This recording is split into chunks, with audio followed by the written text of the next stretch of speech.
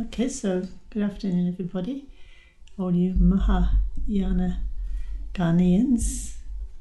I'm going to talk this afternoon a little bit about what the Mahayana Ghana is and its aims and purpose and what it means to be a member of it, why it's important, so that you can discuss this among yourselves when you're considering what it means to be a member of the Mahayana Ghana and what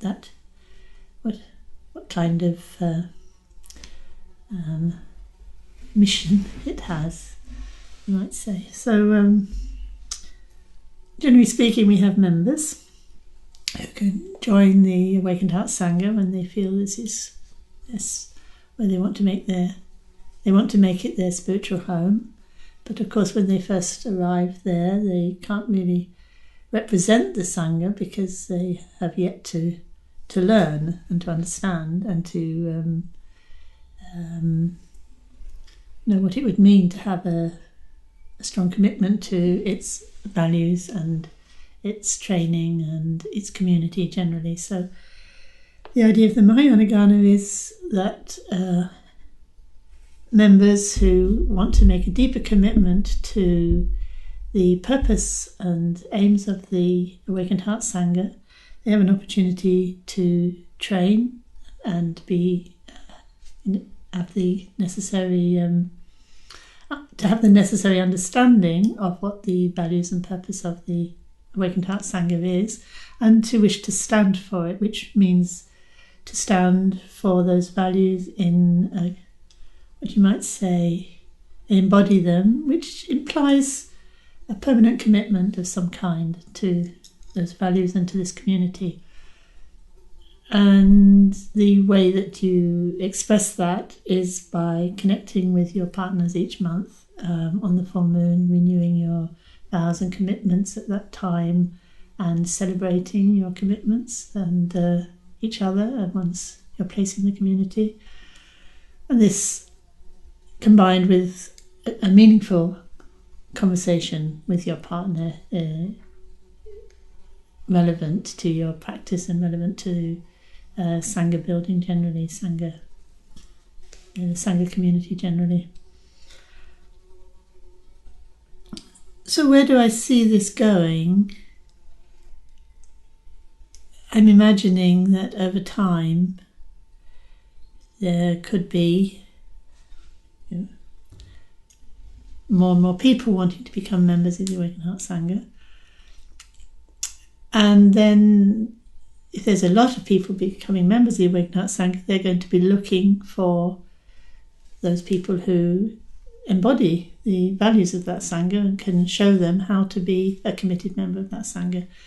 And the committed members are there to take care of those other Sangha members and also to take care of the outreach towards people who haven't yet become members but who potentially would want to. So it's very important that the training within the Mahayana Sangha makes it is such that there is a clear sense of mission and purpose and values, and the lifetime of practice booklet outlines what that training is. Therefore, then those students who've become Mahayana Ghanaians are familiar with this is the training within this Sangha. This is what we are standing for, and this is what we are working towards bringing into the world for the benefit of the world, benefit of beings. That's our overall vision, to help bring as many beings as possible to complete and perfect enlightenment. So the Lifetime of Practice booklet is key to being a Mahayana Ghanaian. It tells you where you're going with the whole thing.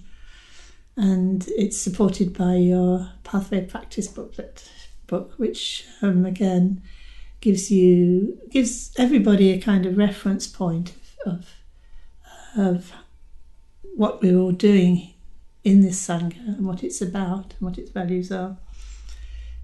So, yeah, my vision is that it could become quite a big community. It has the potential to become a big community. But even as a small community, it can function very well. So it's a very flexible structure. At the heart of the Mahayana Gana is the Srimala Gana, if you like. It's elders, or its governing body, perhaps you might call it that. And then there's myself. So we count ourselves, myself, Srimala Gana, count ourselves as Mahayana Ghanaians in the broader sense. So it's one community. And you could say it represented the mandala of the 5 certainties.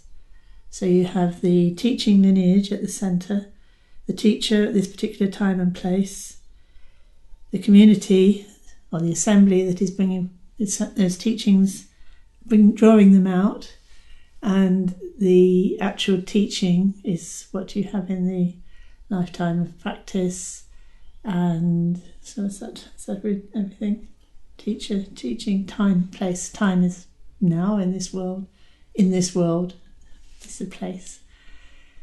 And that's basically what the whole structure is about. It's about bringing the teaching, bringing the power of the adhisthana of the lineage, the teaching of the lineage, the presence of the teachers and practitioners of the lineage into this world at this time and place.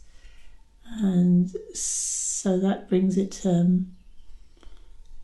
in line with what Queen Srimala says when she says, in the dark ages when perhaps there's a lot of strife and maybe even Dharma groups are not very harmonious, but if a group of people can meet together in effect, she doesn't mention the 5 certainties, but she's, in effect, if there is such a gathering of people, then the teaching will be able to be in the world, and we will be able to receive the vyakarana. We will receive